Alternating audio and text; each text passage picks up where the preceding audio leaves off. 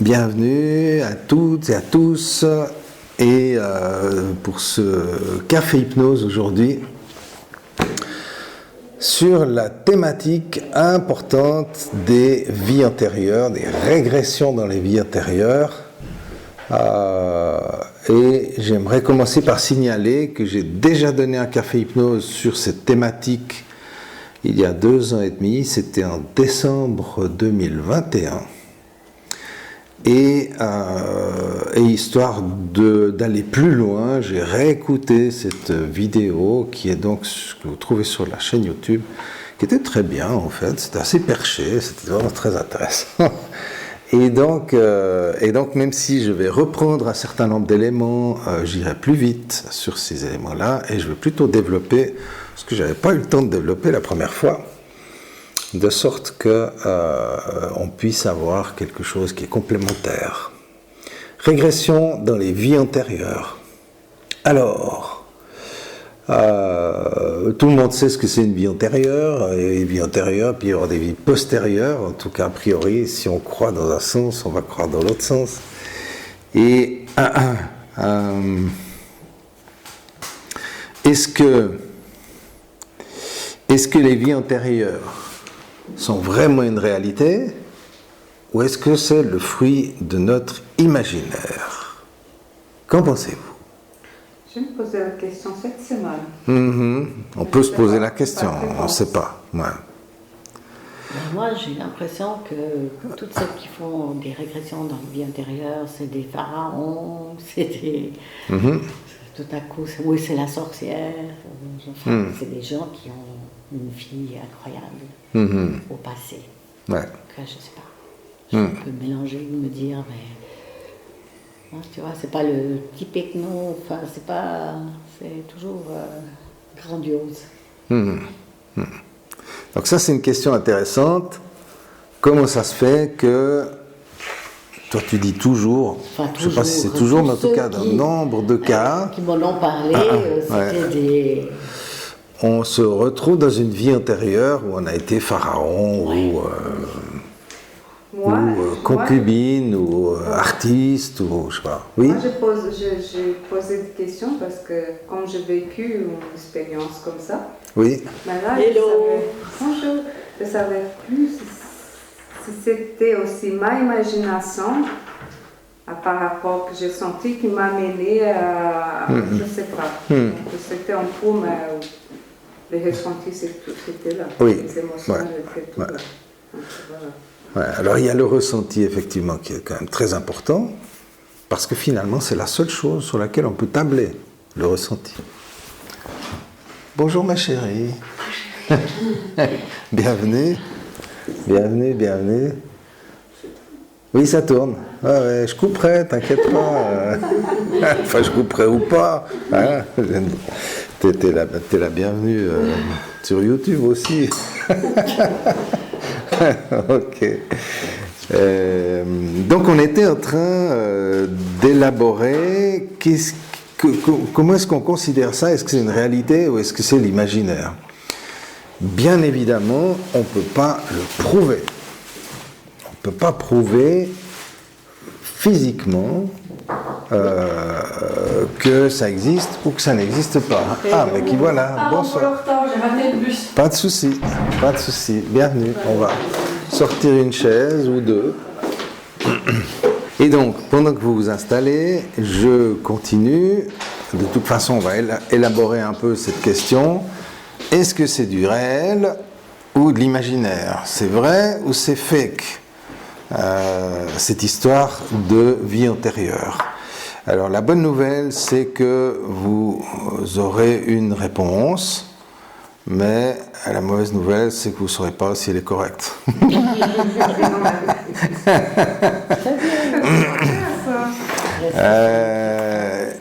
Effectivement, bien évidemment, on ne peut pas le démontrer de manière absolue.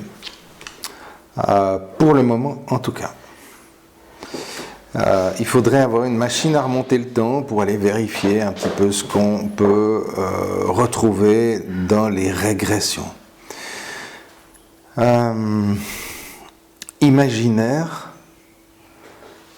les vies antérieures ont à voir avec la mémoire. Ça, c'est la première chose. Vous avez une mémoire, je pense, de votre passé dans cette vie. Hein? Et dans cette vie, il y a des mémoires qui sont assez sûres, puis il y a des mémoires qui ne sont pas très sûres. On ne sait plus très bien ce qui s'est passé ou quel détail était là dans telle expérience. Et puis des mémoires qui ne sont pas sûres du tout. On a juste une impression. J'ai juste une impression, moi, quand j'étais petit garçon, que j'étais très fort pour jouer aux billes. Hein, on jouait aux billes dans la cour de l'école, puis il me semble que j'étais très fort. Mais il me semble, je ne peux pas être sûr. C'est ce qui me reste comme impression. Pourtant, c'est dans cette vie, j'ai une mémoire de ça. Hein. Je me rappelle que je collectionnais les billes dans ma poche, et puis qu'il y en avait auxquelles j'étais très attaché. Donc, on a des mémoires. Tu veux venir ici? Ou tu veux prendre une autre chaise? Ok. Ouais. Non, mais les chaises, elles sont là.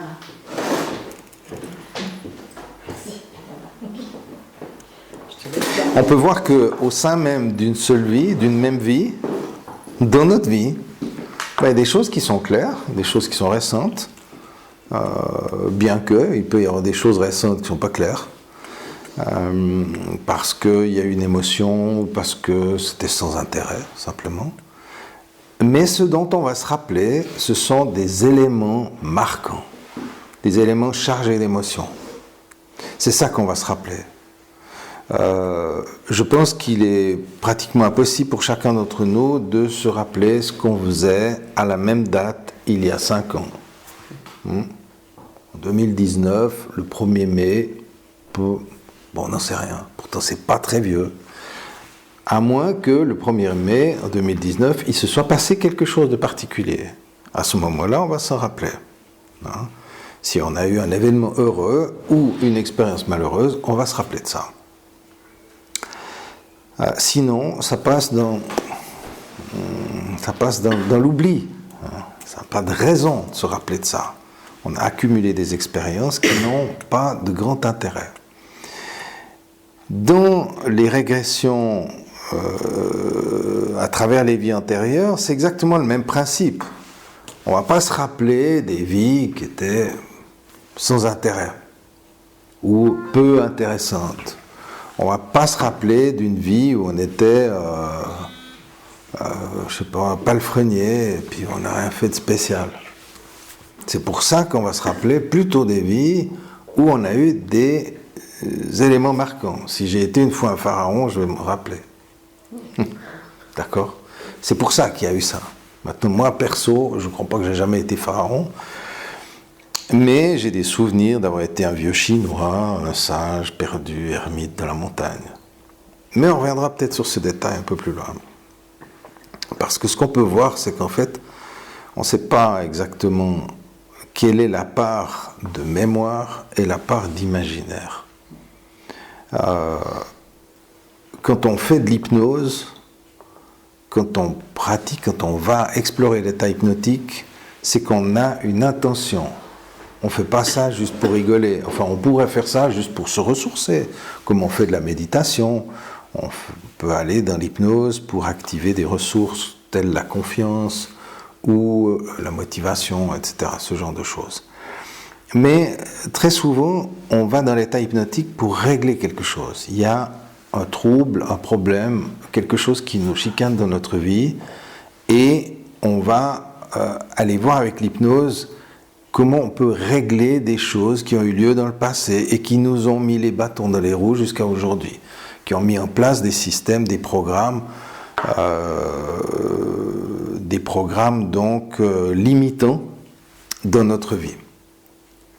Et donc on va, avec l'hypnose, remonter, faire des régressions dans la même vie déjà, hein, c'est-à-dire retourner à son enfance, retourner à certains endroits de vie, sans forcément être très déterminé d'ailleurs. On va dans l'état hypnotique et on va demander au subconscient de se relier à la source du problème. Disons que je sois timide, et puis que cette timidité me pose problème, eh bien, l'hypnothérapeute que je vais consulter, il va prendre cette piste de la timidité et puis il va guider le subconscient pour aller à la source de cette timidité. Du coup, on ne sait pas très bien où ça va nous emmener, probablement, possiblement, dans une expérience d'enfance, d'adolescence, et puis si on remonte le temps, peut-être dans une expérience de petite enfance, des expériences qui ont été chargées d'émotions, de peur, ou de blessures, comme l'injustice ou le rejet, etc. Ce genre de choses. Mais il se peut aussi que cette timidité, elle nous poursuive, semble-t-il, depuis très très longtemps. Et donc du coup, quand on remonte le passé, il se peut qu'à un moment donné, on se trouve dans un événement qui ne ressemble pas du tout à notre vie, qui ne ressemble pas du tout à sa vie d'aujourd'hui.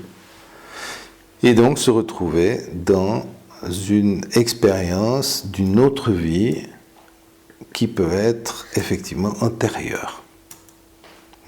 Est-ce que quelqu'un en a fait l'expérience de ça? Oui. D'accord. Ok. Donc quand on fait l'expérience de ça, on a effectivement une expérience forte. Alors chacun le vit à sa manière, hein. Vous me direz si pour vous ça n'a pas été le cas, mais c'est vrai que quand on fait une expérience forte, parce qu'on a un ressenti, je ressens que j'étais là en tant que quelqu'un d'autre que moi aujourd'hui, dans une circonstance, une situation, un environnement que je ne connais pas, et je ressens que c'était moi. Voilà. C'est un ressenti. Quand on ressort de l'hypnose, quand on revient, alors on se dit, attends, j'ai rêvé. C'est pas évident d'admettre ça. Et on peut effectivement mettre en doute cette expérience, mais en réalité, sur le plan thérapeutique, ça n'a pas beaucoup d'importance. Parce que si c'est effectivement un événement d'une vie antérieure qui a été contacté et qui a permis de régler quelque chose, de comprendre quelque chose, d'intégrer quelque chose, une valeur, une ressource, quelque chose d'important, eh bien, ça va avoir un effet dans la vie d'aujourd'hui. Si ça n'est pas réellement un souvenir d'une vie antérieure, ça aura le même effet. Et ma compréhension du sujet est loin de moi l'idée de dire que les incarnations précédentes n'existent pas. Ça serait faux de dire ça, comme ça serait faux de dire le contraire. On ne sait pas, on ne peut pas prouver. Mais ce qui est très très important à comprendre, c'est qu'au niveau thérapeutique, qu'il y ait un souvenir, une raison dans une vie antérieure, ou que cela soit un imaginaire proposé par le subconscient pour régler une problématique d'aujourd'hui, le résultat thérapeutique est le même. Donc finalement, on s'en tape un peu, que ce soit vrai ou pas vrai. Maintenant,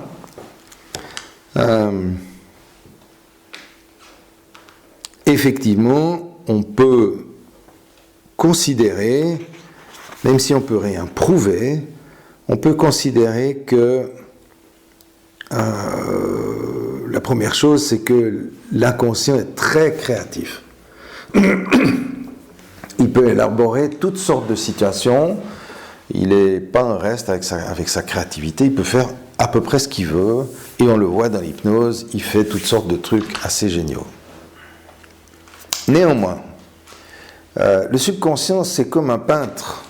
Il va créer une toile, il va créer une peinture, une œuvre d'art, il y en a une là-bas, enfin peu importe, vous voyez ce que je veux dire, il va faire un tableau, mais il va utiliser des tubes de couleurs. Il ne va pas fabriquer sa couleur. Et même s'il fabriquait sa couleur, comme les anciens le faisaient, il part à partir de matière, des pigments, des huiles, etc.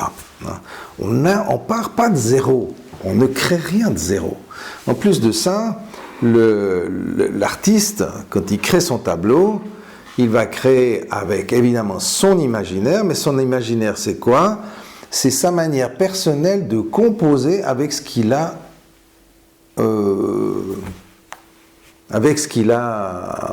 perçu jusque-là.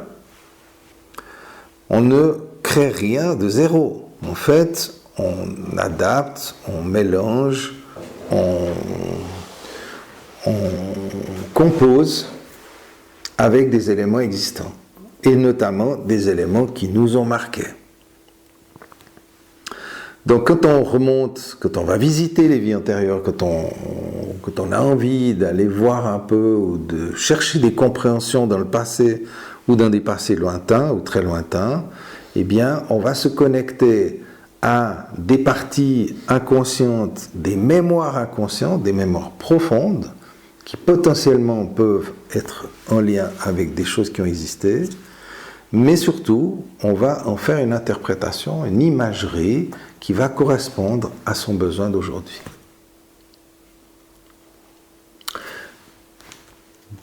Maintenant, il y a effectivement une distorsion de la réalité. Mais ça, on fait tous des distorsions de la réalité. On en fait tous. On est tous plus ou moins névrosés, c'est-à-dire qu'on invente des trucs qui nous permettent de supporter la vie, de supporter les soucis de la vie. Quand on est fatigué, on va se dire « Ah non, mais ça va, j'ai la pêche ». Ou bien quand on en a marre, on va trouver des moyens de motivation. Ou alors, quand on est face à quelque chose qui résiste, ça peut être du boulot, ça peut être des relations, etc.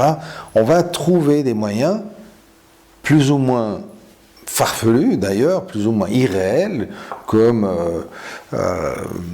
croire à certaines choses, avoir des croyances, ça peut être des croyances religieuses, ésotériques, des croyances diverses et variées, qui vont nous permettre d'améliorer notre perception de la réalité. Et du coup, on va s'arranger pour que notre réalité soit plus supportable. En réalité, notre réalité, elle est telle qu'elle est, elle est neutre, elle est ni bonne ni mauvaise, mais il y a des trucs qui ne sont pas très agréables à vivre. Donc on va rajouter des petites fleurs ici et là, de la couleur, de la musique. Remarquez, il y a des périodes dans la vie où on écoute beaucoup de musique, puis après plus, ça change. Les périodes où on est très gourmand, puis après moins. Donc on va, si vous voulez, ajouter des choses à nos perceptions pour rendre notre perception de la vie plus agréable. Et cette distorsion de la réalité, là on parle, évidemment que si vous mangez du chocolat, c'est pas une distorsion de la réalité, mais par contre, le plaisir que vous en faites, ça peut être une distorsion de la réalité. C'est ce qu'on appelle une névrose. On va tous arranger notre réalité, notre perception du monde pour qu'il soit plus agréable. À ne pas confondre avec les psychoses après, où effectivement on commence à avoir des hallucinations et puis avoir des trucs qui n'existent pas du tout, ou à croire à des trucs qui sont vraiment carrément déjantés, quoi. Ça c'est autre chose. Alors, les cas psy, on ne va pas s'étaler là-dessus. Mais ce qu'on peut voir, c'est que avec ces distorsions de réalité, cette créativité du subconscient, eh bien effectivement, on peut plus ou moins accorder de valeur à cette histoire des vies antérieures. Pourquoi croire à ça? Quel est le sens de croire en vie antérieure ou de croire qu'on n'a qu'une seule vie?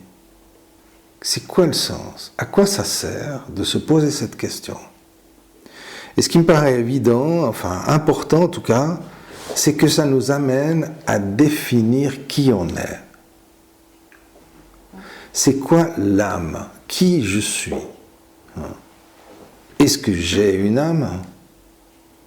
Est-ce que je suis une âme et que j'ai un corps? Il y a deux manières de voir les choses. Soit je pense que je suis Philippe et puis j'ai une âme, comme si je me promenais comme un petit garçon qui se promène avec un ballon au bout d'une ficelle attachée au poignet. J'ai un ballon, voilà, il flotte au-dessus de moi, j'ai une âme. Ou bien est-ce que je suis une âme et puis j'ai un petit personnage plutôt en dessous, a priori, en tout cas c'est comme ça que je l'imagine, j'ai un petit personnage qui s'appelle Philippe, là, et qui expérimente des choses à ma place, puisque moi je ne suis pas dans le monde de la matière. Donc soit on considère qu'on est le personnage et qu'on a une âme, auquel cas on se demande à quoi elle sert, soit on considère qu'on est une âme et qu'on a ou qu'on vit à travers un petit personnage, auquel cas on se demande à quoi il sert. Dans tous les cas, on se demande comment ça fonctionne. Alors, il y a aussi des gens très cartésiens qui disent non, mais il n'y a pas d'âme. Hein. On est juste des morceaux de viande, des résultats, du Big Bang et de la création de la matière, des gaz dans l'espace, etc. Ok, tout ça c'est très bien, mais ça n'explique pas d'où vient le Big Bang. Qu'est-ce qu'il y avait avant? Donc de toute façon, on est coincé. Et Einstein, lui aussi, a fini à la fin de la vie par admettre qu'il avait tenté toute sa vie de prouver que Dieu n'existait pas, mais que si, bien sûr, il existe, en tout cas dans sa manière de le concevoir, parce qu'on ne sait pas comment l'univers tient, comment il est conçu, par qui il a été fait, à quoi il sert, etc. Ça, ce sont des très très grandes questions mystérieuses, et on doit un peu s'en remettre au mystère de la vie, parce qu'on n'a pas d'autre choix. On ne peut pas expliquer ça. Par contre, on peut faire des hypothèses. Qui amènent à des visions de l'âme, vision de qui je suis, vision du monde et de comment je m'intègre dans le monde. Donc, des visions différentes qu'on peut avoir. Le cartésien a une vision du monde, le spirituel va avoir une vision du monde, l'humaniste va avoir une vision du monde, etc. On va avoir un certain nombre de manières de voir le monde et de comment on se situe dans ce monde. Ce sont toutes des hypothèses. Il n'y en a pas une qui est plus juste que l'autre. Elles se tiennent toutes. Et en fait, ça nous amène ici à quelque chose de très intéressant, c'est que en l'absence de preuves, et c'est le cas en l'occurrence, on est placé face à sa propre responsabilité. Je dois prendre la responsabilité de ce que je crois. Perso, je crois qu'il y a des vies antérieures. Mais en même temps, il est possible qu'il n'y en ait pas. Et personnellement, pour aller jusqu'au fond de ma pensée, je pense que c'est plus complexe que ça. Vie antérieure ou pas vie antérieure, c'est-à-dire j'ai lieu qu'une fois, puis après il n'y a plus rien. Avant moi il n'y avait rien, après moi il n'y aura plus rien. Ça veut dire que j'ai été créé il y a un peu plus de 60 ans, et puis que dans quelques dizaines d'années, je vais m'éteindre, puis après il n'y aura plus rien. C'est une manière de voir les choses, c'est une hypothèse à laquelle certains s'accrochent fortement, mais ça veut dire qu'il y a une création à un moment, à un instant T, et puis une fin à un autre moment. Ou alors, on croit aux vies antérieures, et puis là, il faut gratter un peu plus. On a combien de vies aux vies antérieures? J'entendais un gars, il y a quelque temps, un gars qui fait aussi de l'hypnose touristique dans les vies antérieures, que je ne citerai pas, mais qui annonce, lui, qu'il a eu 111 vies. 111 vies, ok? Ça vient d'où ce chiffre? Alors c'est joli, c'est 3, 1 qui se suivent, il y a peut-être une symbolique, je ne sais pas. 111 vies. Pourquoi 111? Ça veut dire qu'avant les 111, il n'existait pas. Il n'y avait rien. Cette âme, ce personnage n'existait pas. Donc il a été créé il y a 111 vies. Et puis il en aura combien? 200, 500? Puis après c'est fini. Il y a un truc qui ne colle pas là, à mon avis. Soit on est défini dans le temps parce qu'on est dans la matière, du coup il n'y a pas de vie antérieure, on n'a lieu qu'une fois, on est créé, on vit, et après on se dissout, voilà, c'est une possibilité, soit on n'a pas de début ni de fin. Si on n'a pas de début ni de fin, je ne sais pas à quoi ça vous fait penser, mais moi, il n'y a que Dieu qui a ça, hein. Pas de début ni de fin. Ça veut dire qu'on est peut-être Dieu? On ne sait pas s'il existe. Non, comme les vies antérieures. En tout cas, ça me fait penser à ça. L'univers, ni début, ni fin. Alors, il est possible qu'on n'ait pas de début, ni de fin. Mais il est possible que tout ça soit vrai et que ça fluctue. Que c'est une espèce de mouvement.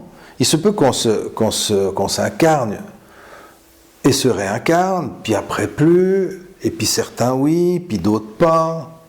Il se peut que ça nous échappe quand même. Et si je parle de Dieu, c'est pas un hasard, parce que toutes ces réflexions sur les vies antérieures, ou sur la vie unique et sur l'âme, sont des réflexions d'une personnalité humaine qui a une identité, et c'est depuis cette identité qu'elle regarde cet univers qui la dépasse. C'est donc un point de vue qui est localisé. Mais si on sort de ce point de vue, si je m'accorde, disons que je ne suis pas un personnage, disons que je ne suis pas un être humain, comment est-ce que je peux percevoir l'univers ?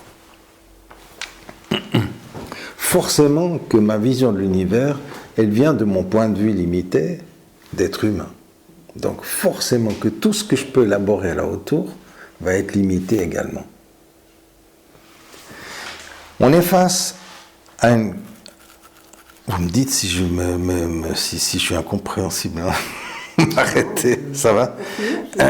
Forcément, il y a un truc avec la notion du temps. Hein. À quel moment ça commence, si ça commence, et à quel moment ça finit, si ça finit. C'est quoi la notion de temps ? Alors sûr que mon corps, lui, il est dans le temps. Mon corps, il a un début et il aura une fin. Là, c'est un truc sur lequel on peut être sûr, et ça, c'est rassurant, ouf, au moins un truc qu'on est sûr. Ok, donc on sait que la matière, les atomes qui composent le corps, ont un début et une fin. Bien que les atomes en soi ne sont jamais perdus, se transforment. Et quand on va mourir, le corps retourne en poussière, tu n'es que poussière, etc. Et les choses qui ont dit dans la Bible sont pleines de sagesse. Ce sont donc des atomes qui préexistaient à qui je suis, qui ont été produits par la rencontre entre mon papa et ma maman, et puis ça a généré un processus chimique, génétique, enfin biologique, dans lequel des atomes se sont mis ensemble. Mais ces atomes existaient déjà.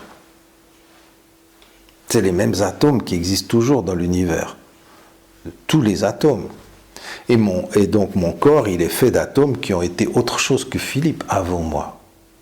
Du coup, il y a peut-être des atomes d'un pharaon, là, dans ce morceau de doigt, là. Hein? Oui. Toi, si je me mets de profil, comme ça te dit rien. Donc là, ça dépasse l'entendement, évidemment. Mais c'est vrai que quand on parle de réincarnation, quand on va dans cet endroit, dans ces recherches, et c'est ce que tu disais tout à l'heure, c'est qu'on est un peu perdu. Et effectivement, on est perdu, il y a de quoi être perdu. Et c'est pour ça que c'est très très intéressant de prendre le temps d'en parler, d'y réfléchir, de tourner autour du sujet. Et bien loin de moi la prétention d'avoir tout compris en la matière. Mais d'avoir, au moins un peu réfléchi, et puis arriver à une certaine... Moi, pendant longtemps, je ne croyais pas du tout à la réincarnation. J'étais élevé catholique, pour moi, il y avait une vie, voilà, j'étais créé par Dieu, et puis après je serai repris par Dieu à la fin de ma vie. Si, bah, je vais au paradis si j'ai fait le bon boulot, et puis je vais en enfer si j'ai pas fait du bon boulot. C'était ma croyance, c'est une croyance, et il y a plein de gens qui croient ça. Hein? Oui. Hein? Mais on va, D'accord. on meurt pas. Le Tu vois, paradis, je on Oui. dis au début et une fin. comme ça. Alors, Il n'y a pas de fin. il n'y a pas de fin, mais il n'y a pas de début. Ouais. Tu es jugé, tu vas au paradis ou en enfer. En haut, on le Oh, sait, en bas. Oui, tout à fait. Tout à fait. Mais Alors, on peut il y a dire que pas de dans cette croyance, il n'y a pas de fin, Il n'y a pas de fin. parce qu'on va vers, effectivement, la résurrection des corps, la machin, etc. Tu recommences. Ouais. Parce que t'as- Alors, il y a cette idée. Il y a cette idée. Le purgatoire, les réincarnations pourraient être considérées comme une version du purgatoire, ou inversement. Hein. Par contre, la vision catholique, on va dire, des choses avec une seule vie, c'est avant ma naissance, il n'y avait rien. Donc ça veut dire qu'il y a Dieu qui crée une âme à ce moment-là, qui crée un personnage. Moi, j'ai de la peine à imaginer que Dieu ait que ça à foutre de créer tous les jours des quelques milliers de personnes ou millions sur la planète, qu'il ait que ça à faire. Ça me paraît bizarre. En tout cas, bon, peut-être ça ne marche pas de cette manière-là.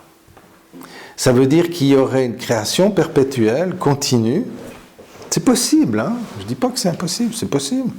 Une création perpétuelle, peu à peu, au fil du temps, mais le temps n'a à voir qu'avec la matière.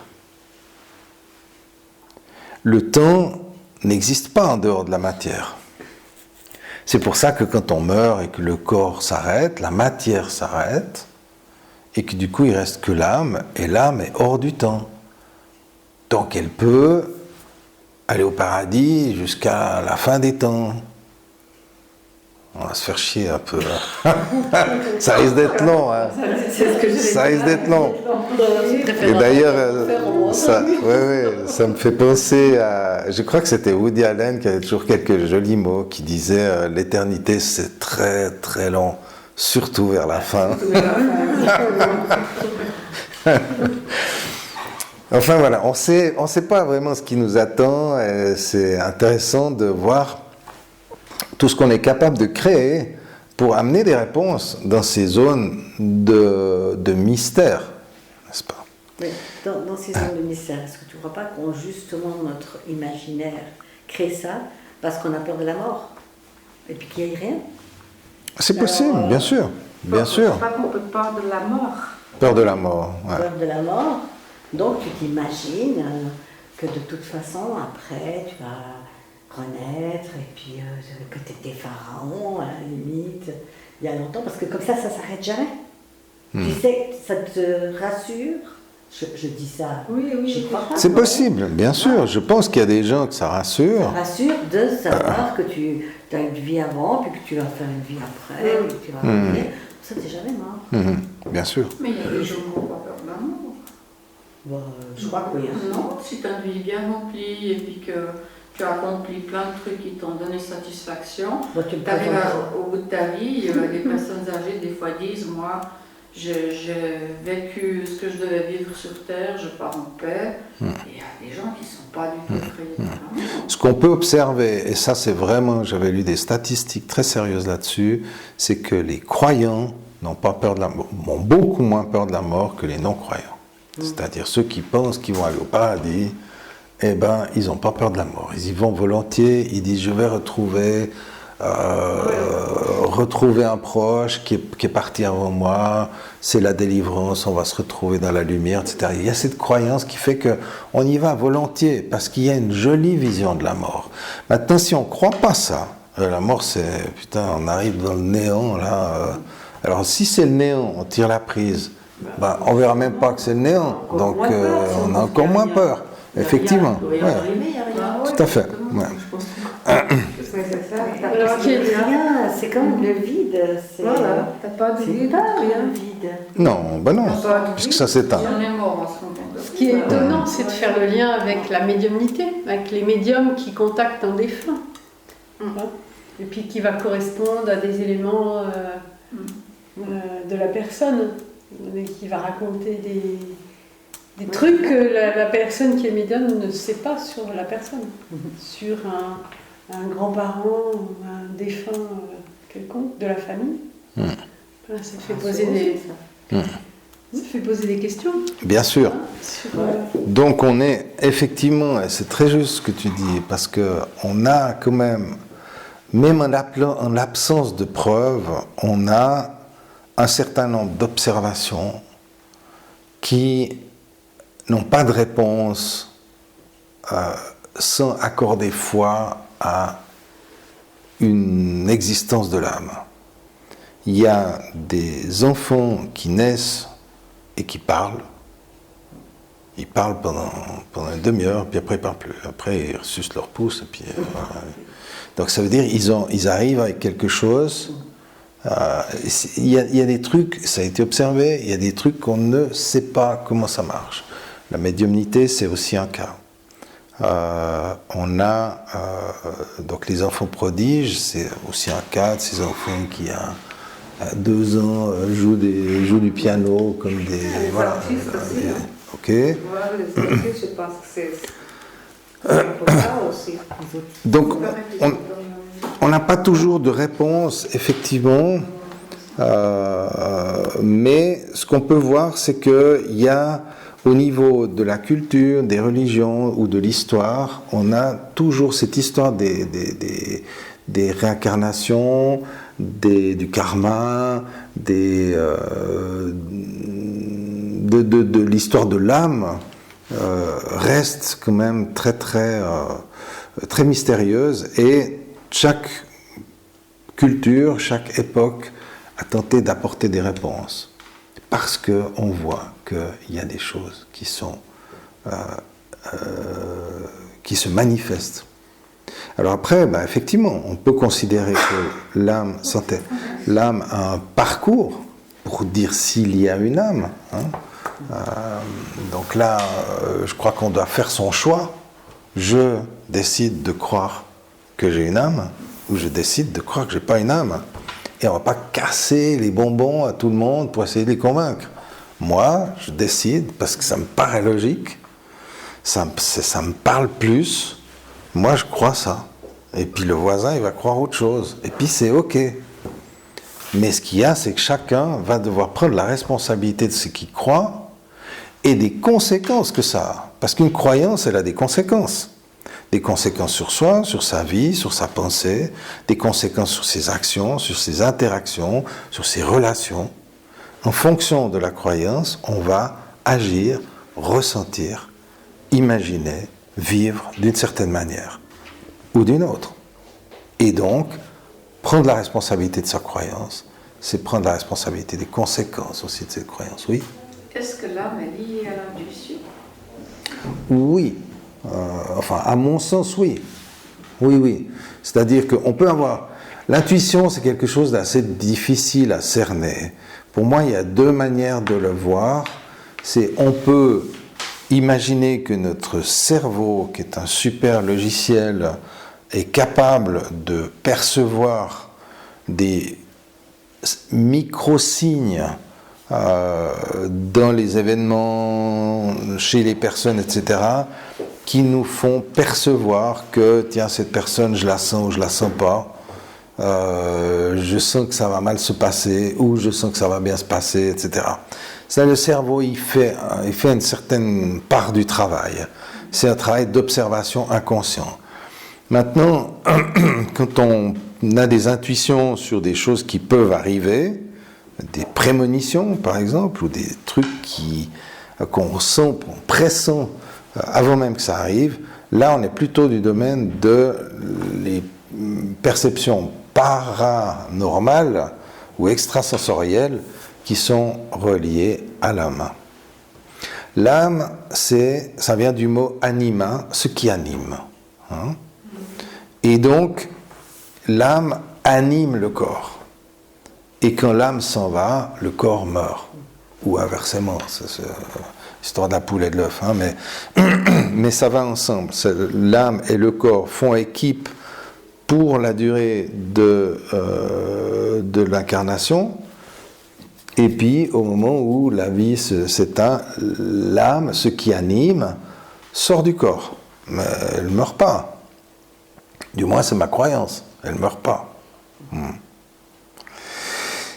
Alors, qu'est-ce qu'elle va faire? Est-ce qu'elle va se réincarner ou pas? Si elle se réincarne, est-ce qu'elle se réincarne tout de suite? Ou bien est-ce qu'elle attend? Elle fait une pause, elle fait des vacances, sur la plage des âmes, se reposer un moment, entre deux vies. Qu'est-ce qui se passe entre deux vies? Mais entre deux vies, vu qu'on est une âme, on est hors du temps. Donc il n'y a pas vraiment d'entre-deux. Elle monte tout de suite. Elle monte tout de suite. Bah ouais. Elle monte où? Au ciel. Au ciel. Ok, ouais, d'accord. Donc il y a une croyance, soit l'âme, elle monte au ciel, elle va au paradis, alors dans ce cas où elle va... Si elle ne monte pas tout de suite, elle va où? Elle va rester. Elle va se réincarner. Elle monte nulle part, elle n'est pas physique. Elle peut se réincarner, oui, mais c'est une manière de parler, elle prend l'ascenseur. C'est une manière de parler, elle monte. Ouais. Mais je vois bien ce qu'on veut dire. Donc, soit l'âme, une fois qu'elle est, entre guillemets, délivrée du corps, de la condition humaine, enfin qu'elle a fini son job, elle prend une autre fonction. Une fonction, c'est intéressant. No man's land, je sais pas. Alors, il y a l'histoire du purgatoire. On reste un petit peu au purgatoire pour expier ses péchés ou pour prendre de la leçon, etc. Si on reprend la version catholique, il y a toute la hiérarchie des anges, les séraphins, je me souviens plus le nom, il y en a beaucoup de ces anges, qui vont nous aider à monter les étages jusqu'au paradis. Alors, est-ce que c'est simple, comme ça, une ascension simple, accompagnée par des anges qui vont nous initier à ce qu'on doit apprendre, ou bien est-ce qu'il y a la réincarnation là-dedans? Est-ce que, à certains niveaux, on dit non, on n'est pas prêt, donc on va se réincarner. Si c'est le cas, est-ce qu'on se réincarne tout de suite ou pas? Il est possible que entre deux vies ou après une vie, quand on sort du corps, on se sente mal. C'est pas parce qu'on est une âme qu'on se sent bien. Ça dépend de ce qu'on a fait dans la vie aussi. Ça dépend de l'expérience, l'émotion, comment on meurt. Si on meurt tranquille dans son lit, si on meurt explosé sur une mine, si on meurt le coup tranché par la personne, par son frère par exemple. On va mourir de différentes manières. Ça va laisser différentes traces. Et en fonction de ce qui est vécu, on va se trouver une âme émotionnelle qui va donc devoir libérer ses émotions ou résoudre un certain nombre de questions ou de traumatismes. Elle va donc peut-être accepter d'attendre un peu ou d'apprendre un peu. Elle va peut-être reprendre un corps pour continuer sa quête. Ou alors, et ça c'est une autre hypothèse, elle peut se trouver insupportable d'être toute seule avec elle. Et du coup, elle reprend un corps tout de suite, histoire d'oublier qu'elle est une âme. Mais Ce que je veux dire, c'est qu'il y a toutes sortes de théories, toutes sortes de possibilités. Oui. Imaginons, il y a 2000 ans, il y avait combien d'habitants sur la Terre? Oh, je sais pas, il y a 2 millions, il y a peut-être 1 milliard, je sais pas, là on est 8 milliards. Il y a eu 1 milliard d'âmes alors, sur la Terre. C'est possible, Alors, oui. pourquoi maintenant on est 8 milliards? Qui a fait la multiplication des petites âmes? Oui, alors il y a effectivement... Pour moi, l'âme continue d'évoluer dans l'au-delà indéfiniment, mais sans redescendre jamais sur Terre, mais elle continue toujours d'évoluer dans différents... Parce qu'il y a d'autres mondes, pour moi il y a d'autres mondes que cette Terre. Oui, ouais. Donc, il y a une âme qui continue tout le temps, pour moi non. Mais je crois tout à fait aux vies futures de l'âme. Par contre, je pense que tout ce qui est antérieur, c'est dans notre cerveau reptilien qu'on a toutes les mémoires de nos ancêtres et que ça vient tout le temps. Il y a plein de choses qui nous viennent de là, dans notre cerveau. Je ne pense pas que ce soit nous vraiment. C'est mes ancêtres qui m'enseignent des choses, qui me disent des choses dans mes rêves, dans mes... Ouais, non, mais c'est très intéressant. C'est une autre vision qui est tout à fait correcte, tout à fait cohérente. Non, mais c'est dans le sens, si on ne croit pas à ce qu'il y a avant, on ne peut pas croire à ce qu'il y a après. Pour moi, c'est pas... Enfin, qu'il y a la Mais si on croit en ce qu'il y a après, on ne peut pas ne pas croire à ce qu'il y a eu avant, Pour moi, oui. en même temps. S'il y a des incarnations futures, des vies futures, c'est que il doit y avoir des vies passées. Non, mais moi, je pense que la vie après la mort, comme âme, qui ne se réincarne pas. Dans ce D'accord, sens-là, d'accord, c'est- ok. Ouais, d'accord. Donc, ouais. Donc, on se rend compte qu'on est un peu dans la merde parce qu'on se pose beaucoup de questions et il n'y a pas beaucoup de réponses. Il n'y a pas beaucoup de réponses. Ouais. Et c'est après m'être pris la tête avec ces trucs pendant des années, que je me suis rendu compte qu'en fait, tout était juste, toutes ces théories sont justes, et que possiblement, alors c'est finalement avec ça que moi je reste, c'est que possiblement, il n'y a pas une théorie qui est juste et les autres sont fausses, il y a plein de possibilités, et que les âmes vivent pas tous la même chose. Il y a des âmes qui se réincarnent, il y en a qui ne se réincarnent pas, il y en a qui vivent sur certains plans, il y en a qui font juste un passage, il y en a qui font plusieurs passages, il y en a qui viennent souffrir, il y en a qui viennent donner, il y en a qui viennent prendre, qui viennent être heureux, etc. Il y a possiblement toutes ces possibilités qui existent et qui nous amènent à finalement se dire, bon, qu'est-ce que je veux faire avec ces vies antérieures? Qu'est-ce que je veux faire avec ces régressions? Quel est le truc?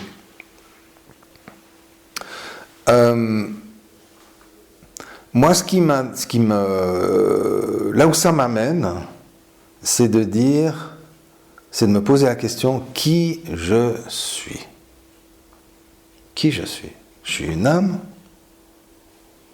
Si je suis une âme, est-ce que je reste Qu'est-ce que je fais ici? Pardon, Qu'est-ce que je fais ici? qu'est-ce que je fais ici? Alors, je peux être une âme qui est en train de vivre une expérience. Hein. C'est-à-dire que l'âme, elle est quand même liée à l'identité, elle est liée au corps. Je dis l'identité parce que c'est un peu plus que le corps, il y a la pensée, il y a les émotions, etc.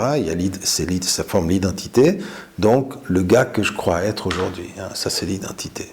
Et puis, il y a l'âme qui est là, qui utilise cette identité pour expérimenter des choses à travers le monde réel, c'est-à-dire essentiellement expérimenter la limitation. Parce qu'être un être humain, c'est être limité. Une âme, elle peut voler, elle est en dehors du temps, elle est en dehors de l'espace, elle peut aller à l'autre bout de la galaxie, comme ça, et puis faire plein de choses. Donc, est-ce que la condition humaine n'est pas l'expérience pour une âme purement et complètement libre d'expérimenter qu'est-ce que ça fait de ne plus être libre? Qu'est-ce que ça fait d'être limité? Qu'est-ce que ça fait d'être dans une boîte? On vit une expérience qui a ses plaisirs, heureusement. Hein. Il y a des bonheurs sur Terre, mais il y a beaucoup de souffrances, il y a beaucoup de doutes, il y a beaucoup de limitations. Hein. On est limité par le corps. Et donc, l'âme vient expérimenter cette limitation. Et en même temps, elle vient exprimer quelque chose. Elle vient exprimer dans le monde limité son illimitude. Je ne dis pas. Le fait qu'elle est illimitée. Hein. Donc elle vient expérimenter, exprimer. Ça, c'est ce qu'on essaie de faire là aujourd'hui. Hein. Hein, quand on partage comme ça, on est chacun de nous, chacun à sa manière, en train d'exprimer au mieux qu'on est une âme. Jusque-là, ça va. Maintenant, pardon? Ça va si, ouais. Maintenant, moi, ce qui vient vraiment me décoiffer, pour le peu de cheveux qui me restent, c'est si je me prends pour Philippe, là, je peux avoir des raisons de me prendre pour Philippe, j'ai un corps, tout ça, je suis dans le temps, dans la matière, dans l'espace. Ok, donc je suis dans un système dans 3 dimensions. Et donc, dans ce système 3 dimensions, j'ai une position, une place. Je suis un point de vue. Hein. Là, on est plusieurs autour de la table. Chacun de nous a un point de vue que les autres n'ont pas. D'accord, on tient un point de vue.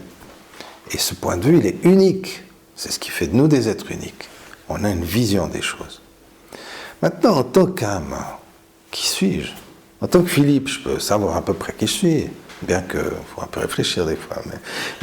Mais en tant qu'âme, qui suis-je? En tant qu'âme, est-ce que je suis encore une identité? Une entité qui a une identité?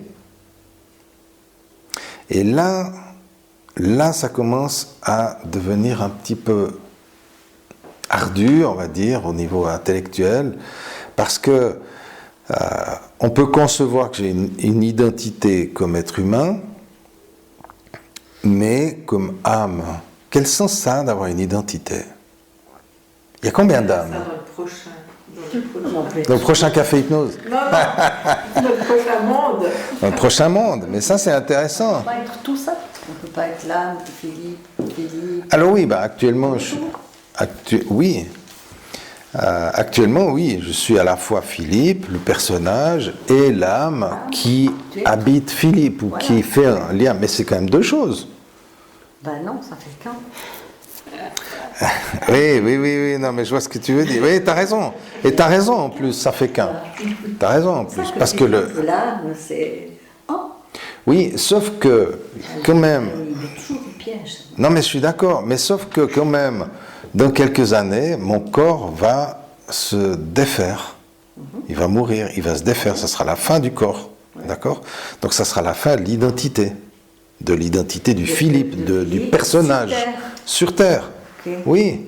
Oui, mais dans l'âme, c'est pas Philippe. Non, Peut-être que je m'appelle Alfred. Peut-être que tu t'appelles pas. Justement, je m'appelle pas. Tu comprends, c'est ça. Mais alors, si je suis ta logique, l'âme qui se réincarne Philippe est Philippe jusqu'au bout. Oui, exactement. Jusqu'à ce qu'il quitte ce Philippe, qui redevient âme. Oui, tout à fait. Oui, mais c'est ça. Mais redevient âme. Oui. Mais cette âme, elle reste identifiée. C'est une âme séparée des autres âmes. Et c'est là où je me propose de vous emmener. C'est-à-dire que le jour où tu meurs, ton âme, elle va flotter quelque part.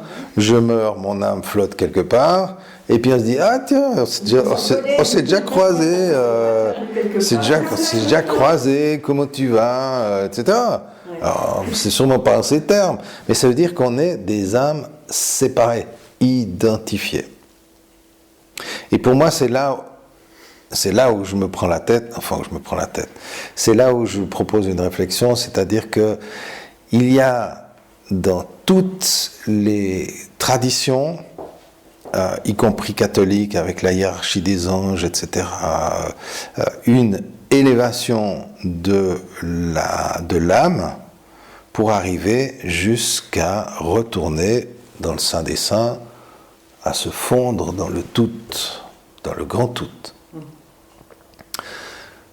Et quand je dis se fondre, c'est un mot qui est vraiment choisi, c'est-à-dire qu'on abandonne son identité. On abandonne son âme. On arrête d'être identifié. Hein? Donc on est lumière. Voilà. On est lumière, ou on est Dieu, ou peu importe le mot qu'on va mettre. Hein? Moi, énergie, vibration, etc. C'est-à-dire qu'on arrive à se fondre dans le grand tout, se fondre dans Dieu. Moi, Dieu, c'est le mot que j'aime bien, c'est le mot de ma culture, mais ça peut être un autre mot, évidemment. C'est-à-dire ce grand tout. Hein? Et l'histoire de la réincarnation, des incarnations successives, c'est-à-dire des vies successives et des morts successives, du coup, est-ce que ça ne serait pas juste un entraînement à lâcher prise pour qu'au final, on soit capable de lâcher son âme? et entrer dans le grand tout. Mais c'est quoi le grand tout? Il y a encore ça. Le néant, le vide, le néant. Bah voilà, tu vois, moi je ne veux pas mourir. On a compris, hein. Ok, bon. J'ai juste, tout au début, Hmm. tu as dit à quoi cela sert-il de croire à des vies antérieures. Là, mon cerveau n'a pas enregistré la réponse. Alors, je ne crois pas qu'on ait donné de réponse. À quoi ça sert de croire aux vies antérieures alors qu'en fait, on n'en sait rien, il n'y a rien qu'on puisse moins prouver que ça. Mais en même temps, il y a quand même beaucoup de choses dans la vie qui nous invitent à croire à ça. En tout cas, à cette possibilité.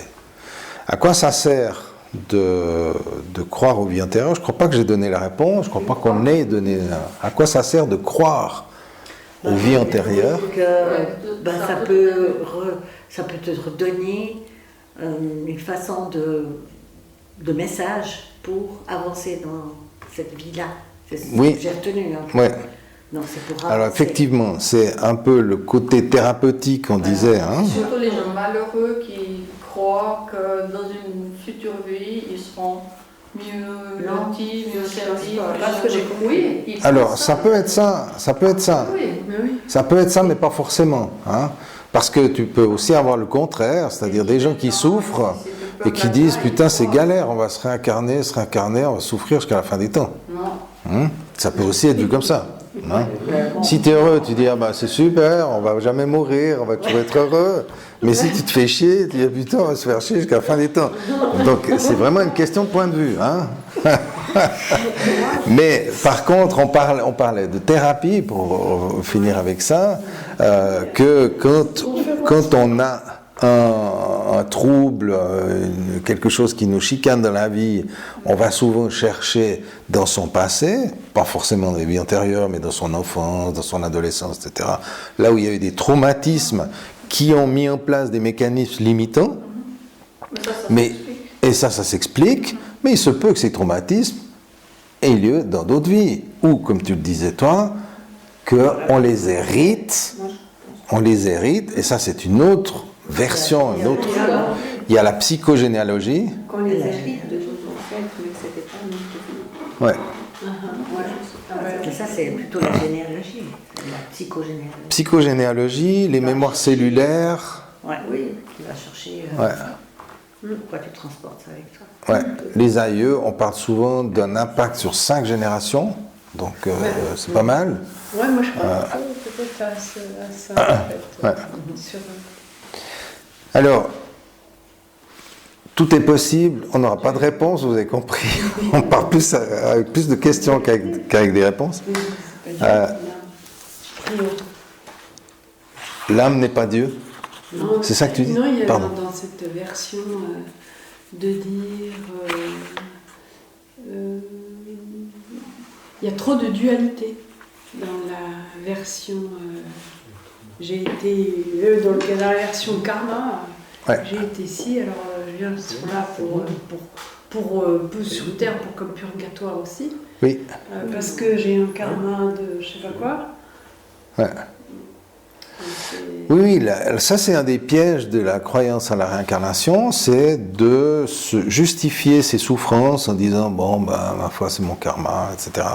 C'est aussi remettre à plus tard, cette procrastination énorme quand même de dire bon j'ai pas réussi, je réussirai dans la prochaine vie.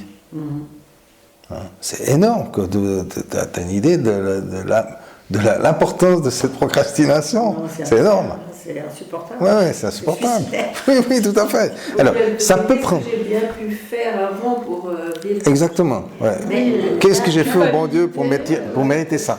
Donc, on a de tout. Mais par exemple, quelqu'un qui a fait un génocide, là, qu'est-ce qu'il va vivre? Elle est où son âme? Tu vois? Qu'est-ce qui vient? bon, il y a quand même aussi. Pardon? Oui. C'est pas de l'âme, c'est de culpabilité, ça. Oui, bien sûr. Mais ça peut être une culpabilité de l'âme. Hein. Après, l'idée de l'âme, L'idée de l'âme, c'est toujours une âme identifiée, une âme séparée des autres. C'est l'âme 4212. Hein. La 4213, c'est une autre âme, d'accord? Donc on a l'âme 4212 qui se réincarne. C'est une âme, peu importe, je mets un chiffre. En fait, c'est bien, je crois moins en moi, en fait. Là, Si on met un chiffre, alors là, c'est fini. Une âme qui est identifiée et qui va faire des expériences ponctuelles à travers des réincarnations, des incarnations. C'est quand même ça l'idée des vies antérieures. C'est quand même ça qu'on veut nous On vendre. dit aussi qu'il y a un groupe d'âmes. C'est-à-dire qu'à travers, à travers justement les périodes, Bien sûr. on se retrouve. Enfin, bien sûr. C'est comme si on s'était quitté la veille, on partage beaucoup de choses, donc qui auraient justement. Alors, les idées, les familles d'âmes, les familles, comment on dit ça, les âmes sœurs, les âmes jumelles, les flammes jumelles, tous ces trucs-là, ce sont des moyens d'imager ou de mettre en forme les âmes en tant qu'identité, c'est-à-dire en tant qu'âmes séparées. Ce sont des âmes séparées, c'est la 4212 avec la 4213 qui sont des familles d'âmes et qui peuvent se retrouver à travers les incarnations. Donc il y a des croyances là-dessus, on s'est déjà aimé, il y a 50 vies, et puis il y a 100 vies, on s'est... Voilà, comme je suis une femme, j'étais ton père dans une autre... Enfin, moi, pour finir, je fais des... Alors, tout ça, c'est intéressant. Toutes ces choses participent au fait de garder une identité même quand on est mort. C'est-à-dire, je vais mourir, et ça je te rejoins, il y a quand même la peur de la mort, elle est quand même viscérale pour tout le monde, même s'il y a des gens qui sont heureux de ce qu'ils ont vécu. Mais je pense qu'il y a un peu des exceptions, des gens qui n'ont pas peur de la mort. J'ai pas peur de la mort. Non, mais... J'ai juste peur de mourir et puis on me trouvera un mois après. Ah oui, avec les vers qui sortent du nez. Ouais. Non, mais c'est vrai. Alors, moi je dirais, je sais pas. Moi, j'ai peur de souffrir. Non, mais c'est ta finitude, tu crèves comme un chien. C'est pas d'arrêter de vivre. C'est comme un animal, la matière. Tu dis pas, si il est mort, je le fous à la benne. Tu fais une petite sépulture ou je sais pas. Oui, mais c'est ceux qui restent qui vont faire ça. Mais toi, quand tu pars avec ça. Non, mais ceux qui restent, il n'y a peut-être pas de reste. Quelqu'un qui n'a pas de famille. Oui, bien sûr, tout à fait. Bah, s'il n'y a pas de reste, il n'y a pas de problème. Mais, bien sûr, mais oui, mais de toute façon, que tu pourrisses là ou dans le cercueil, c'est pareil. C'est pareil, oui. Mais moi, je crois que j'ai pas peur de mourir, mais je me réjouis de mourir pour vérifier que j'aurais pas peur. Non, parce que je pense que sur le moment, je pense que j'aurais quand même peur. Là, pour l'instant, j'ai pas peur parce que je pense que je vais jamais mourir. Enfin, on vit comme si on mourrait jamais. Ouais. Non, mais on pense pas qu'on meurt. On pense pas qu'on va mourir. Sous la conférence. Oui, mais c'est vrai qu'on a tous cette façon de vouloir l'instinct de survie. Finir comme ça veut dire. Ben ça, c'est là. C'est la vie, le vivant, il est plus fort que... Non, c'est bien, mais j'ai un peu perdu le fil parce que ça discute, mais c'est bien, c'est parfait. Ça reste toujours entre, on parle de thérapie, la régression, c'est le cerveau, l'imagination, comme on avait parlé au début, ou qu'est-ce qu'il y a? C'est toujours c'est le cerveau qui travaille, qui fait cette imagination, qui t'amène dans ce tableau pour régler quelque chose, quelque problème en soi, ou si c'est vraiment une régression comme on parle. Oui. Ouais, il y a la médecine ou la physique quantique qui commence à expliquer aussi les phénomènes de pouvoir capter de l'information où c'est très scientifique de les penser.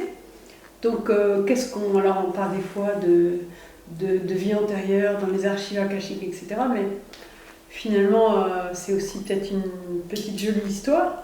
Et en fait, on capte peut-être des formes pensées qui flottent un peu partout, puisqu'on est tous en connexion, on est tous peut-être un, en fait. On n'est pas séparés. Alors je veux volontiers rebondir là-dessus parce que tu vas là où j'avais l'intention d'aller. C'est bien. Non, mais c'est vrai.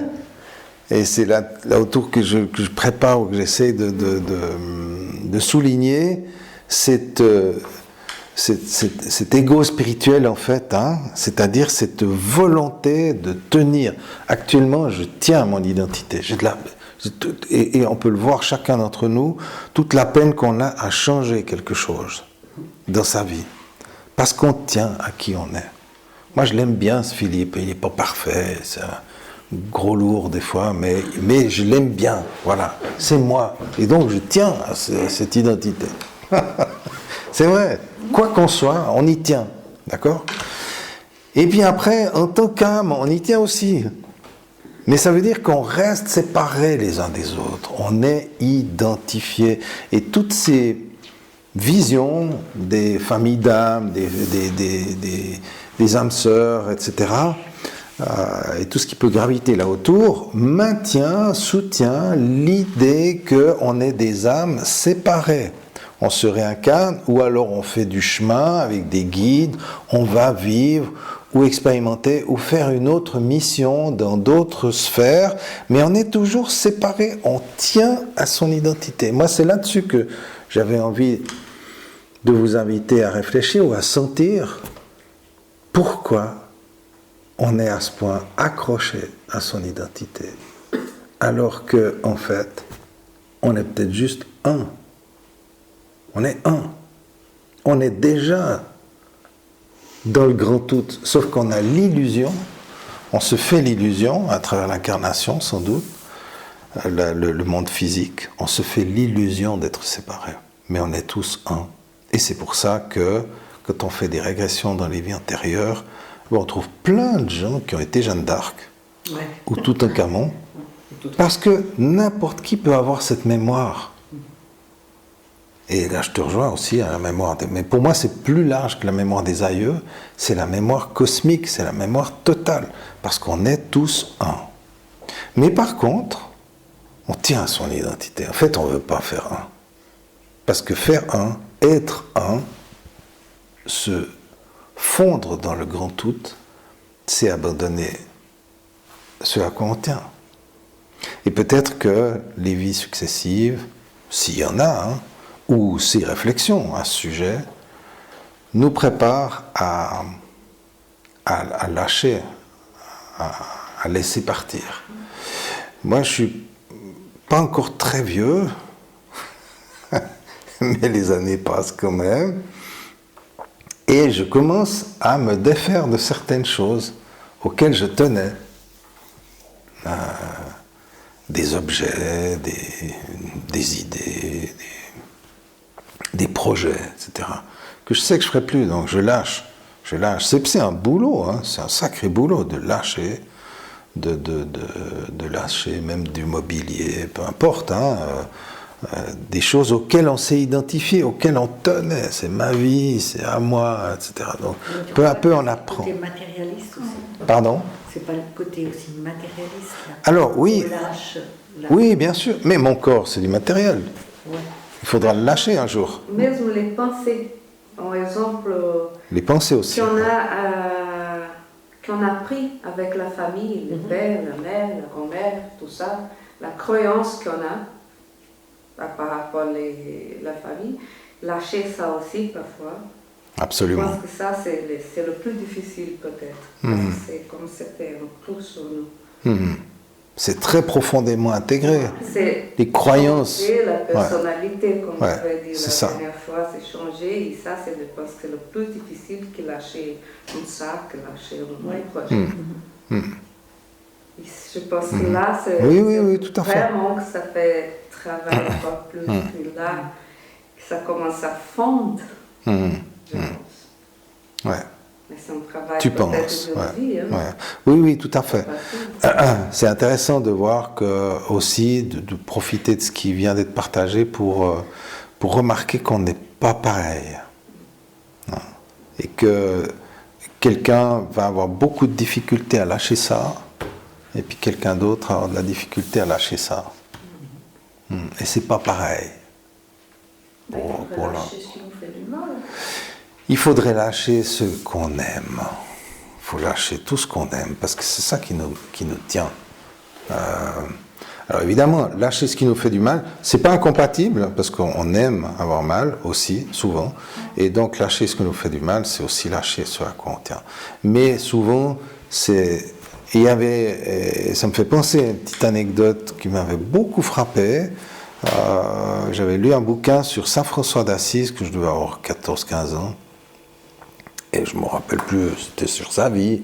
Et puis, dans son ermitage, il se met à faire un panier, un osier, il fait de la vannerie. Et puis, il se rend compte qu'il prend plaisir à faire ça, qu'il y met tout son cœur, puis qu'à la fin, il est fier de sa création, et puis qu'il est attaché, en fait. Il se rend compte qu'il a créé de l'attachement avec cet objet, alors il le brûle. Et ça m'a vraiment marqué, et je pense que c'est une des choses, enfin voilà, comme plein de choses nous marquent, et puis ça nous amène une petite leçon de vie. Je pense qu'effectivement, on est attaché, comme Saint François à son panier, on est attaché à son corps, et on est attaché à son âme. Qu'est-ce que ça a à voir avec l'hypnose ? Évidemment, on peut faire des régressions avec l'hypnose. On peut utiliser l'imaginaire, l'état hypnotique, qui est un état de détente fortement orienté sur l'imaginaire, et utiliser cet état pour aller vers l'inconscient qui va faire des choses.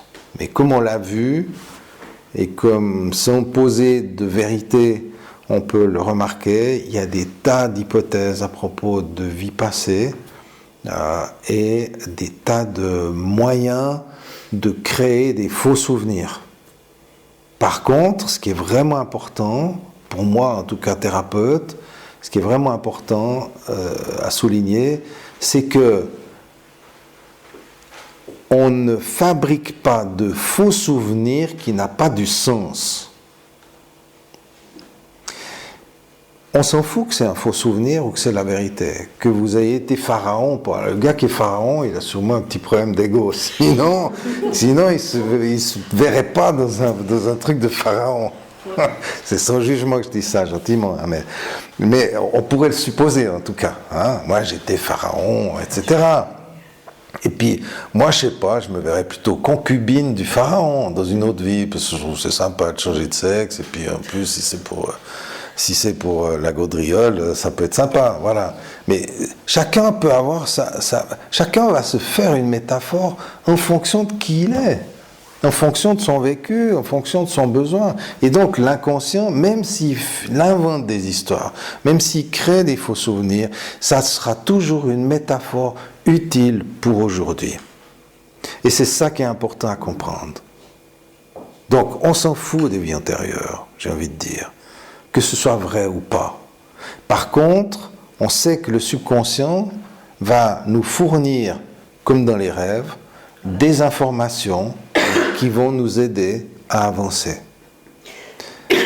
Maintenant, dans cette histoire des vies antérieures et donc des vies futures, des vies successives, eh ben on se rend compte que s'il y a des vies successives, il y a une âme. S'il y a une âme, qui est-elle?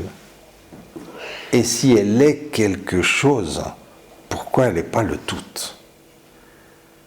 C'est pourquoi elle continue à s'accrocher à elle-même plutôt que de se fondre dans le tout. Et donc là, ça a à voir avec la conscience, avec une élévation de la conscience, de plus je suis accroché à moi-même, plus je vais avoir une conscience réduite à mon espace, Et plus je vais ouvrir l'espace de ma conscience, plus je vais forcément me détacher, pas me désintéresser, entendons-nous, hein, mais me détacher finalement de ma propre expérience, parce que ce qui m'intéresse, c'est de percevoir de plus en plus une expérience large, voire au final l'expérience du grand tout. Je vois que ça fait oui chez certains, ça fait sourire, c'est bien. L'idée, c'est vraiment, voilà, j'espère ne pas avoir été trop confus ce soir, c'est un sujet un peu ardu quand même. Ça bouscule un peu, ça questionne plus que ça répond. Et comme on est dans un café hypnose, comme vous le savez, j'aime bien faire une petite expérience, une courte expérience, pas de petite expérience, une courte expérience de l'état hypnotique. Et je vais vous demander pour ça, juste avant d'entrer dans l'expérience proprement dite, juste de vous focaliser sur votre croyance. Évidemment, vous ne pouvez pas vous focaliser sur une croyance que vous n'avez pas. Mais on a bien parlé autour de cette question de toutes les possibilités qui existent. Et dans votre croyance, c'est comme s'il y avait un chemin, comme un sillon tracé dans votre croyance, dans celle qui vous paraît la plus juste ou qui résonne la plus sereinement possible à l'intérieur de vous. Dans ce sillon-là, vous pouvez vous attendre à découvrir quelque chose dans l'expérience qui vient. Et donc, sans faire quoi que ce soit de particulier, j'aimerais juste que vous portiez votre attention sur vos mains, là où elles sont, comme elles sont. Vous avez deux mains, une gauche, une droite. Choisissez-en une. Je vous laisse le choix sur la gauche ou la droite. Choisissez-en une dans un premier temps. Fermez les yeux et ressentez cette main comme si vous ne l'aviez plus ressentie depuis très très longtemps. Quel est son poids? Quelle est sa température? Quels sont les contacts que cette main vous offre, vous permet de percevoir là où elle est déposée ou avec les choses qu'elle touche, et même cette main vous offre le contact avec l'air qui l'entoure. C'est un contact plus subtil qu'à d'autres endroits où elle touche d'autres objets. Et vous pouvez remarquer que cette main a un certain volume, et qu'à l'intérieur de ce volume, il y a comme une vibration qui remplit cette main, ainsi que chacun de ses doigts. Vous pourriez ressentir la vibration qui est dans le pouce, dans l'index, comme si vous étiez en train de visiter cette main de l'intérieur, dans le majeur, dans l'annulaire et dans l'auriculaire. Ressentir les vibrations dans la paume de la main et sur le dessus de la main, et ressentir comme cette énergie vibrante dans cette main-là jusqu'au poignet. Comme si votre main était un gant que vous enfilez à ressentir l'énergie à l'intérieur. Vous êtes l'énergie qui est dans le gant de cette main. À ressentir aussi l'autre main de la même manière. Et comme votre cerveau vient de le faire d'un côté, il peut le reproduire de l'autre côté très facilement.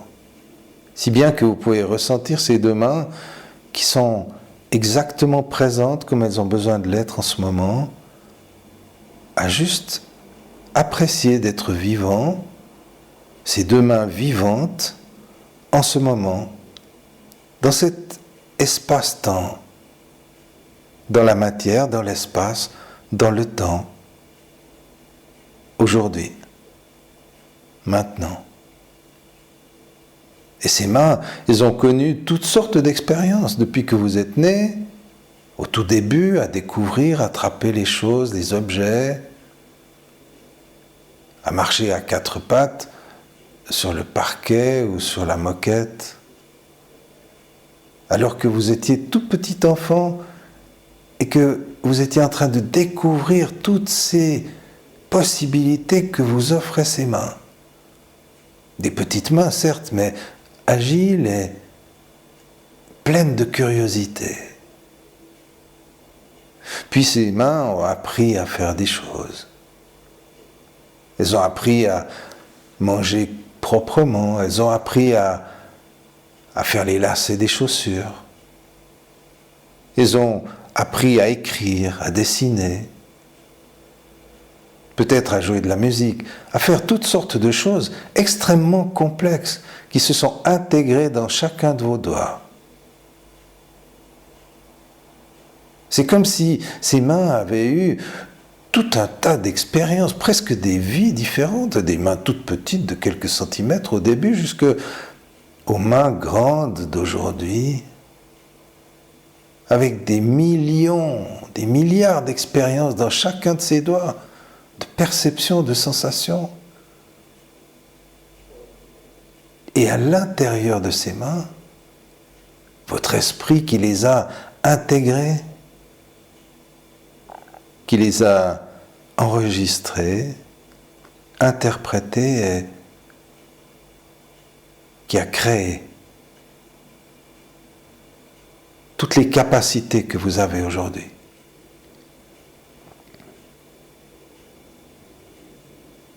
Et votre subconscient ne peut pas ne pas éviter de ne pas faire tout ce qu'il a besoin de faire en lien avec ce que nous avons exploré ce soir. Comme si ces mains se mettaient à suivre le sillon ou à tracer le sillon plus loin, en direction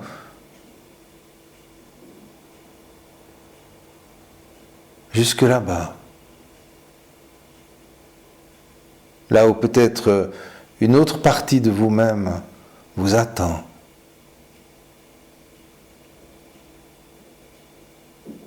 Endroit depuis lequel cette autre partie de vous-même prend soin de vous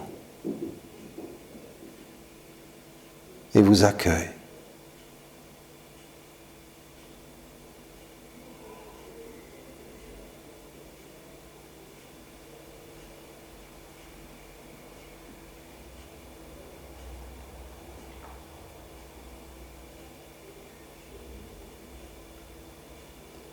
Peut-être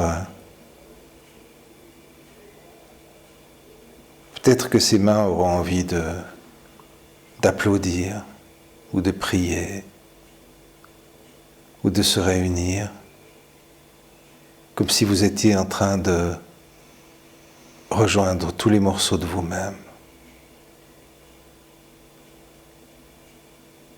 au cœur de votre âme.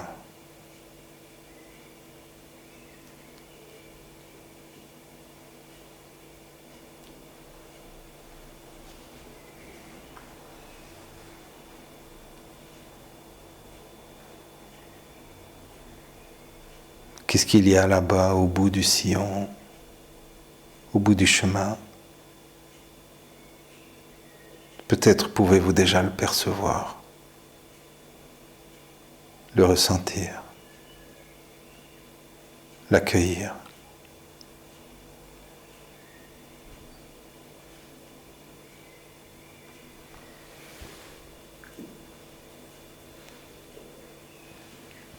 Et tous les autres vous-même de tous les temps, d'avant et d'après, peuvent se mettre ensemble, s'équilibrer, s'harmoniser, se réunir.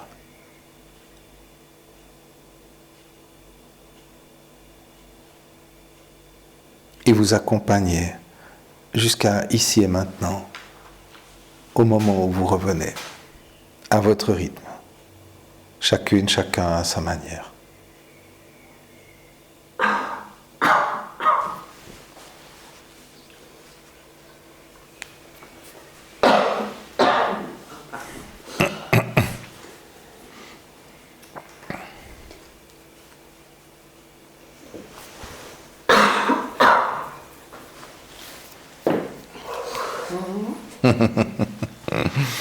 Ok, bon. C'est impressionnant que comme parler, choisir une main, concentrée. Moi, je choisis la gauche, mais c'est la droite que j'ai tout senti au début. Après, c'était vraiment, j'ai rigolé tout seul, mon cerveau était comme ça. Ouais, c'est bien. C'est aussi un signe d'état hypnotique, hein, c'est-à-dire de rupture avec l'univers extérieur. Il y a vraiment quelque chose qui se met en place et ça crée naturellement de la confusion de perception. Hein. C'est-à-dire qu'on commence à percevoir des choses qui sont en dehors de l'ordinaire. Voilà, merci pour votre attention. Je dirais pour terminer qu'effectivement, les régressions, vous l'avez compris, servent le plus souvent à aller chercher des informations pour libérer des zones bloquées, des traumatismes. On va donc utiliser ça dans toutes sortes de domaines psychiques ou émotionnels ou même physiologiques.